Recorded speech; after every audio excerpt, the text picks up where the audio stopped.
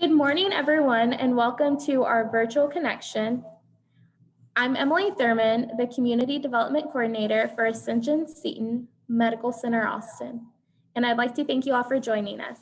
This presentation is part of a series of virtual connections that we have developed to educate our communities and caregivers about the services and specialties that we provide at Ascension Seton. If you have questions during the presentation, you may ask them using the chat feature. We will be recording today's session as a resource for others and to share with those unable to attend today. We are lucky and have two speakers with us today. Dr. Heather King was the first fellowship-trained breast surgeon in the Austin area. She treats the entire spectrum of breast conditions ranging from benign to malignant disease. She and her partners have additional training in Oncoplasty, which is the application of plastic surgery techniques to oncologic patients, providing better aesthetic results while treating breast cancer. Dr. King grew up in New Orleans, which instilled a love of music, food, and family. She also enjoys reading, traveling, and the arts. She has 3 rescue dogs who never imagined life could be so good. We also have Dr. Julie Sprunt and her partners at Texas Breast Specialists are the largest group of the fellowship-trained breast surgeons in the Austin area. She completed a breast surgical oncology fellowship at USC, where she learned unique oncoplastic techniques to treat breast disease. In her spare time, Dr. Sprunt enjoys spending time with her husband and children. She loves the outdoors and enjoys gardening and beekeeping. She also loves to fly fish, read, and spend time on the Texas coast. Dr. Sprunt comes from a family of all girls and cherishes taking care of women. All right, let's get started. Thank you all, and welcome to everybody who's currently watching and to everybody who comes and watches the recorded lectures later. We are very grateful to Ascension and Seton for putting these video lectures together, and hopefully the message we have today can benefit those who go on to listen. So today, Dr. King and I are going to be talking about the evolution of breast cancer surgery and one of the more cutting-edge surgical techniques and approaches to managing breast cancer, which is called oncoplasty. And as surgical techniques have evolved for breast cancer management, oncoplasty continues to gain ground to be a very good option for some women with breast cancer. And pictured here is a lovely view of our state capitol with the projected images of how they're going to be redoing Shoal Creek. So that's the water area in the bottom.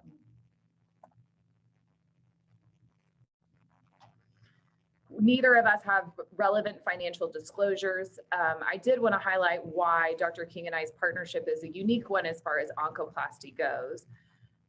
I trained at USC with a breast surgeon, Mel Silverstein, who has spent the latter part of his career focusing on oncoplasty and training surgical residents and fellows to use oncoplasty as part of their breast cancer treatments.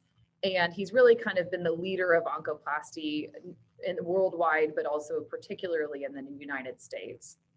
Dr. King went and did a fellowship with Dr. Krishna Clough in France, who has also been known as the kind of founder, the father of oncoplastic surgery. And after training with Dr. Silverstein, they like to debate about who created these techniques and descriptions first. And it's very unique that the two of us trained with the two people who started oncoplasty, and it's been a really valuable part of our approach.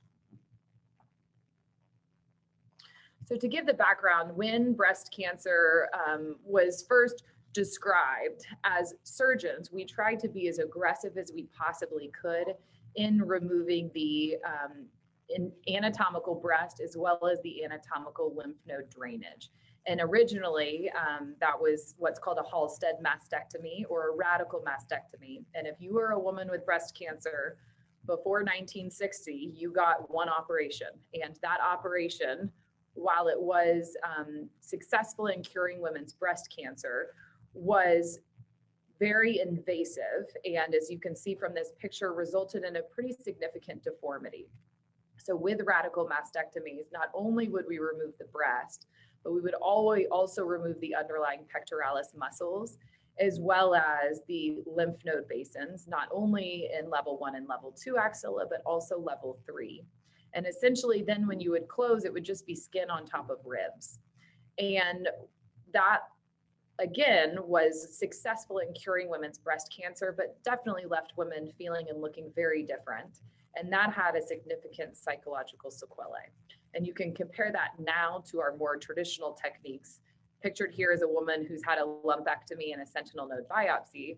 Again, we've just as successfully treated her cancer, but you can appreciate that you can barely tell we were there surgically when compared to a Halstead mastectomy. And that really is the crux of breast cancer surgery as it has evolved. We continue to collect more data to understand how we can best de-escalate surgery so that hopefully we can still treat the breast cancer just as well, but leave women looking at least like they did before, if not better. So this quote I felt illustrated well how some women felt after a radical mastectomy. Again, this woman says, I went to the hospital feeling perfectly healthy and came out grotesquely mutilated, a mental and physical wreck. And again, oftentimes women have relatively small breast cancers. And so to go in feeling perfectly healthy and then come out looking and feeling like this definitely left women in a really challenging psychological state, one that we have come to appreciate more and more with time. This is highlighting the initial data that was showing why we could safely do lumpectomies. So this is well known in anybody who takes care of breast cancer, called the B6 trial. It was originally published by Bernard Fisher. And what Bernard Fisher did is ask what we all needed to ask, meaning, do we need to be doing this radical of surgery, or could we get away with more limited surgery? And essentially this is where he randomized, or they looked at women who either got a lumpectomy to a mastectomy. And over time, we have seen that those results have held up in that the survival between women who have a lumpectomy for breast cancer to women who have a mastectomy is the same. So this paper was actually published in the New England Journal of Medicine in 2002, and it was providing a 20-year follow-up from Bernard Fisher's original B6 trial. And here, if you look at the graph on the right, you can see that overall survival, including with a 20-year follow-up, is the same, whether you have a lumpectomy or a mastectomy. So as I tell many of my patients, so long as I can remove your disease with negative margins, you are just as likely to live, whether I remove some of your breast or your entire breast. Again, though, lumpectomy, breast conservation, really depends on finding breast cancer early. So the sooner we can find it, typically, the less, the smaller the cancer is, the less amount of your breast may be involved. And that helps facilitate lumpectomies or breast conservation. And if you look here, the group on the left were women who are diagnosed at earlier stages, stage 1 and stage 2. And you can appreciate, if you click there, it'll highlight those boxes, the rates of breast conservation in that group are far superior to the rates of breast conservation in women with later stage surgery, later stage disease, in which case we have to be more aggressive. And that's why as breast surgeons, we all feel very strongly about early detection, because it allows us to minimize the extent of treatments in many women.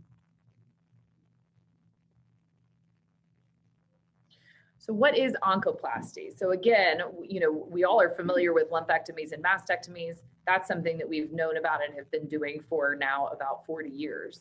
But oncoplasty is a newer technique. If you are a woman who has a lumpectomy, essentially what we do is remove that part of your breast. And if you don't use oncoplasty, you essentially just close. And initially that area will look fine, but over time, what can happen in some women is they get radiation, and then that area will kind of start getting stuck down. And so oncoplasty is where we try to move around adjacent breast tissue to fill in that defect, to hopefully maintain the overall shape and appearance of the breast. And you can do that in a number of different ways.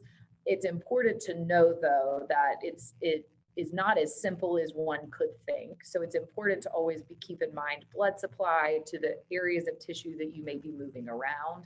so that you don't end up with these defects, if you will. And again, as I describe oncoplasty, I describe it as using plastic surgery principles to do breast cancer operations.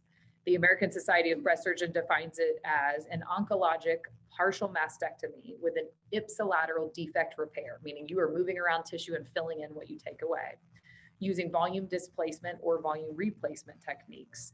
And that also can include a contralateral symmetry procedure if indicated.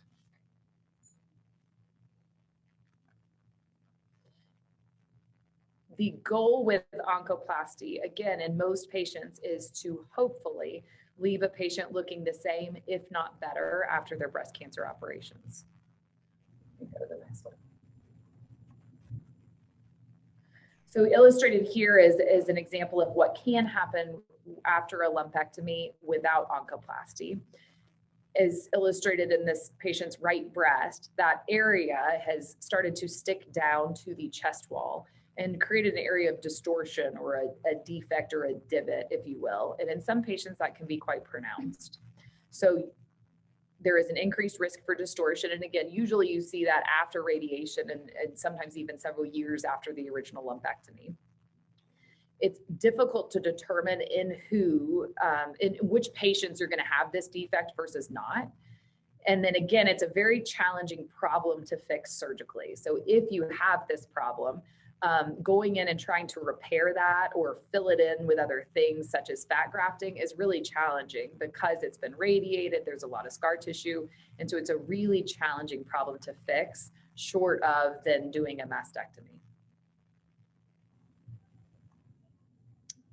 Okay, I'm gonna take or add on. I would also like to add, this woman, if you look at this picture, she had a breast reduction in the past, it looks like, and went back, possibly had cancer later. When the skin folds in like that, it's really difficult to monitor the breast with mammograms. And then also, especially if you live places that are really hot, like Texas, this area of skin can break down and have problems. So we want to avoid this, not just for the aesthetic goals and outcomes, but we also want to make sure that your skin remains healthy. The shape of the breast allows you to be adequately monitored, because we do want to monitor in case there's ever any recurrence. So because oncoplasty is taking off, and here in the middle of this graph is the percentage of lumpectomies utilizing oncoplastic techniques over time, and you can see it's by year. And this is just lumpectomies because these numbers add up to 100. But 13 years ago, only 8% of women were having oncoplastic approaches. Fast forward to 2014, and now that number is up to the mid-30th percentile. This is great because we know that people are undergoing breast conservation techniques, but they're also having this really thoughtful approach to their outcome. Because of this, Dr. Clough and now the American Society of Breast Surgeons have suggested level 1 and level 2 oncoplasties. And these are important as we classify these areas in a lot of ways. Level 1 oncoplasty are techniques that most breast surgeons do or can expand upon their armamentarium of skills to do. It's a local advancement, so you're just bringing very adjacent tissue together underneath the skin of the breast. It includes a crescent resection, which means you make a crescent-shaped deepithelialized area of skin around the areola, and you can then make the incision, go in, get the cancer out, clear your margins, reapproximate that tissue, and provide a small lift of the nipple. And this is in anticipation of changes that will happen after you remove that volume and with radiation. And then these resections are small enough that you typically don't need to do a procedure on the contralateral breast. As surgeons, we have to submit codes that describe what we did to your insurance company. And these are the 14,000 codes that are utilized to describe these procedures. When you look over here at level 2 oncoplasty, this is where it gets really more specialized. This is what we're very proud to do. We're removing a significant volume of breast tissue. We can remove up to 50% of the breast. And then in order to do so and prevent deformity, we're going to rearrange those tissues as Dr. Sprunt was describing. These procedures are called mastectomies, reduction mammoplasties, or Benelli mammoplasties. Different incisions can be utilized based on where the tumor lies, the shape of the breast. This takes a lot of training and thought. And because you're removing so much volume, we're going to usually involve the other breast and for symmetry. And these codes, we're using plastic surgery codes to submit those, to describe those to the insurance company so they know exactly the level of procedure that was done. And now we get to see before and afters. So one thing to understand is where something we call ptosis, which is what happens to women's breasts with gravity and childbearing and weight fluctuations and breastfeeding. Over time, your breast changes and it may enlarge, it may shrink, but the nipple kind of moves down. So when we're looking at a breast, the Greeks and the plastic surgeons tell us your nipple should fall about right here, which is called the mid-brachial, or it's right at the middle of your upper arm. And so this lady, she has a bruise here. She has cancer right here, but her nipple is kind of slid down on the volume, the mound of the breast.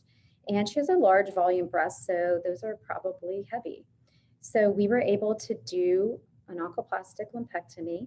You can see that her nipple, the size of the areola is decreased. It's more defined against the skin color of the breast. She does have scars around the areola, down to the bottom of the breast and underneath the breast, but she's lifted. She's got still a large volume of breast tissue, but overall much smaller than she was before. And most importantly, she's cancer-free. One thing I always caution people is, in order to have an oncoplastic approach, you have to accept a larger scar.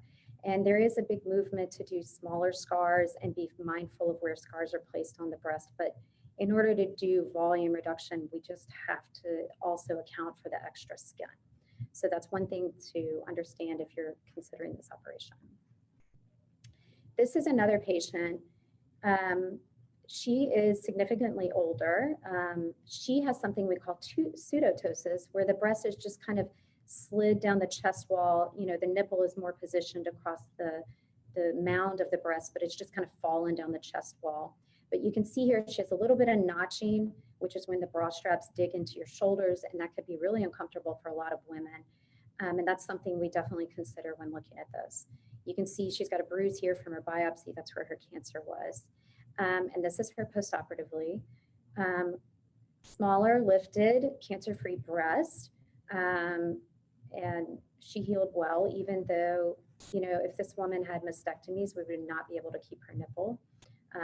There's a little bit of a scab here. I always like to point out bad things that can happen, but this healed up beautifully. And so sometimes when you're removing the cancer side, the blood supply, you have to be very careful as you're not able to follow the exact pattern as defined by plastic surgery if you're just doing a breast reduction or lift for aesthetics without cancer. So sometimes we have these skin issues. This is the area that it typically happens in. This is where we get it to heal up and heals well. And then last, before and after, is a patient. This lady was young, had a very large tumor. You can see her breasts are asymmetric. She does have a bit of ptosis, but this whole side of her breast was tumor. And she did, you can see her port, she did neoadjuvant chemotherapy that was needed. And then after chemotherapy, we took her, we performed oncoplasty. And then I was able to resect this entire area of tumor when normally this lady would have been told she had to have mastectomies and she would not have been able to save her nipples. So you can see she lost a bunch of weight. She went out in her bathing suit, she got tan. I think she was really, really, really happy. Now, in 1998, the federal government passed a law that enforces the idea that women do not have to be disfigured by having a mastectomy. And it mandates that any insurance cover reconstruction on the contralateral breast in the setting of mastectomy so that the breasts have better symmetry. And this is a phenomenal law that recognizes all of the survivorship issues, the body image issues, the mental health that goes into having a mastectomy and having breast reconstruction. Not only that, it's hard to find a bra or fit into clothes if your breasts are extremely different sizes. And it's a constant daily reminder. And if there's one thing you can say about the people in Washington, D.C., everybody has a mom or a grandmother or sister, and they may have had breast cancer.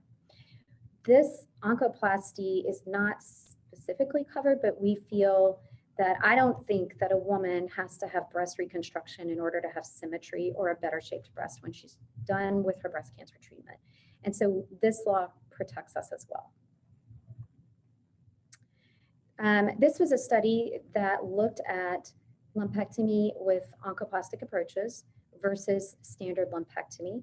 They have over 8 years of data, which, you know, whenever we're looking at data for breast cancer, we're looking at 5 years or greater to be really valid data. And actually, excuse me, it covers standard lumpectomy, oncoplastic lumpectomy, and total mastectomy with reconstruction. And you can see that everybody except those that had total mastectomy over time had equivalent survival. I would like to point out that these days with advanced reconstruction, women who are having a mastectomy alone without reconstruction probably have more advanced disease and are not a candidate for immediate reconstruction. Those are women who are presenting late. And so this is probably an indication of the severity of the cancer. And then here you see, again, the upward trend of using lumpectomy with oncoplasty stratified over years. And then also comparing it to mastectomy with reconstruction is the green line. And you can see that it's starting to mirror. And then actually you see a little drop in mastectomy with reconstruction. But it's coming up. It's considered a form of reconstruction just without having to do a mastectomy in order to do that. And I like this graph here. Percent of total mastectomy, yellow line, mastectomy with reconstruction. You see that at the very end, that yellow line's bumping up again. I think this is the going flat movement. I think this is women talking about what they want to do with their breast, how they want to handle their choices surgically, because you have a lot of choices. Another important question has been whether or not you can obtain good margins with oncoplasty.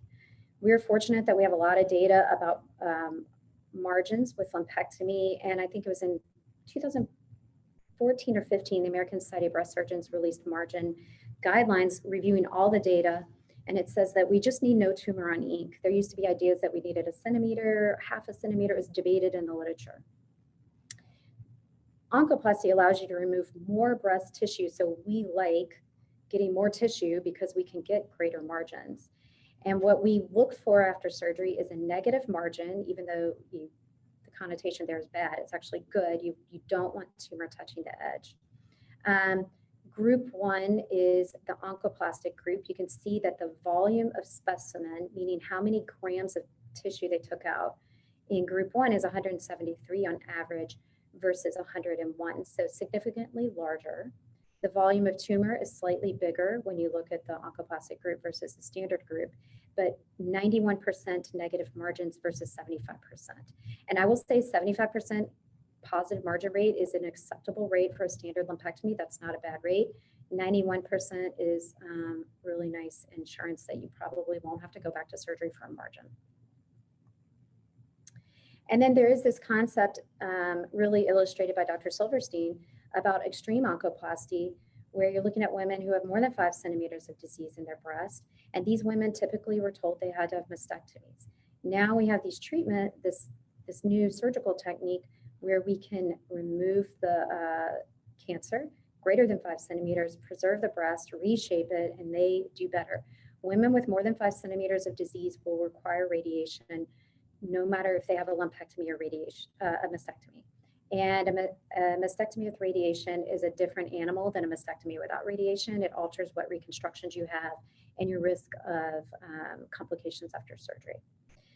So here in the extreme oncoplasty group, this patient number is smaller, but the weight, you can see his standard oncoplastic approach. So this is a level 2 oncoplasty, 142 grams, so that's pretty big. But the extreme oncoplasty group, the average was 217 grams. The span of the tumor in the standard group was 23 millimeters, which is 2.3 centimeters, which is about an inch. And then the span in the other group is 77, so that's 7 centimeters. That's 3 inches. I mean, it's significantly larger. Margins, a little bit positive margins, but that's okay because you're doing extreme operation here to save the breast. And then the ones that went on to have re-excision were 9% versus 7%. That's not bad. And then 4 of those women in that extreme oncoplasty group did end up needing a mastectomy. So we'll open it up for questions. And anybody can chat. Oh, hi, Dr. Pat. We're gonna mess it up if we unmute both. I'm trying. Spacebar. I've done it. And then let me see these questions in the chat room. Dr. Pat, I see your hand raised, but I don't know how to call on you. Oh, here we go. We cannot hear you. Dr. Pat, I think, is trying to be heard. So if you go click on the chat button at the bottom, you should have on the bottom, you can just answer the questions. Or, so the questions to the side, you can just answer it. I do understand that, but Dr. Pat is got it. So Dr. Pat's question is a good one. How do you resolve issues with positive margins and oncoplasty? And to Dr. Pat's point, that is very important for us to consider when doing oncoplasty. So again, for everybody on the call, margins, when we remove a lumpectomy, say, or a mastectomy, the pathologist will look at everything under a microscope and measure the distance from the tumor to the edges of everything we remove. If there is tumor touching one of those edges, that's called a positive margin. And the concern is that other edge is still inside of you. If we don't go in and surgically re-excise a margin, your risk of recurrence is statistically significantly higher. And so we as surgeons are vigilant about trying to get negative margins. And when we do oncoplasty, as we've alluded to, we move around breast tissue such that the margins may not be as easy to follow because we've moved around tissue. To help control for that, we place clips around the lumpectomy cavity. So say you've removed something, then we'll put all these metal clips around it so that if we move around tissue, those metal clips can be followed as they represent margins. Even still though, that is a challenging thing to address. And what is unique to Dr. King and I's practice is that we do the oncoplastic reconstruction ourselves. In a lot of other places, and in fact, that big paper that Dr. King was alluding to with the colored graphs, that was out of MD Anderson. And their practice is similar to most practices nationwide, where the breast surgeon will do the lumpectomy and then a plastic surgeon will come behind and facilitate the oncoplastic reconstruction. And the results are great, but it can be challenging if you have an issue with margins because somebody else has moved around that tissue as opposed to you. So I have really valued doing the oncoplastic reconstruction myself because as I'm doing the oncoplastic reconstruction, the entire time I am thinking, if there is a positive margin, am I going to know where it is and how to get to it? And so that's helped us a lot. If there is a margin, again, we are hopefully doing the oncoplastic reconstruction to set it up for a relatively easy and accurate margin re-excision if we need to do one. As Dr. King alluded to though, fortunately with oncoplasty, you're much less likely to have positive margins. If you look at that paper out of India, which wasn't a great powered study, but again, 33 patients with oncoplasty, not one of those patients had a positive margin.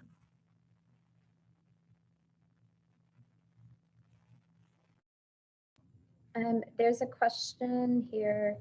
What do you recommend as the first steps when considering an oncoplastic provider or procedure, and when to consult a breast surgeon, how to find out if they're fellowship trained and oncoplastic trained? So when considering an oncoplastic, you need to find a surgeon who has familiarity with this, and whether or not it's Dr. Sprunt and I who do this together or someone who works with a plastic surgeon, those are questions to ask. And I would just ask your surgeon, am I a candidate for an oncoplastic approach? And who would you do this procedure with? Very simple, just to ask. And if you want to reach us, we're on the Texas Oncology website. We're on Seton's website. Our phone number is 421-4111, I think. So we're easy to find. And admittedly, we have 4 to 5 other partners around the Austin area. And so if you Google Texas Breast Specialist Austin, you should be able to get all of our information. I think you need to, Sorry, you can say it. can you unmute yourself? Technical. Okay, sorry. I was also saying we are a group of 6 breast surgeons, and our overall group is Texas Breast Specialists. And we are a group within Texas Oncology. And so as we all become more facile with computers, if you Google any of those terms, it ought to give all of our offices contact information. And in any way we can help or facilitate help as women go through this process, and men, please let us know. Any other questions?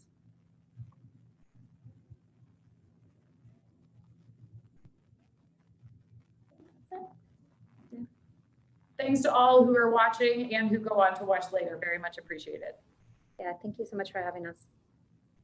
So as mentioned at the very beginning, this was being recorded, so we will send it out to those who registered for the event, and we'll send it out to the physicians as well so they can share as they'd like. Thank you all so much.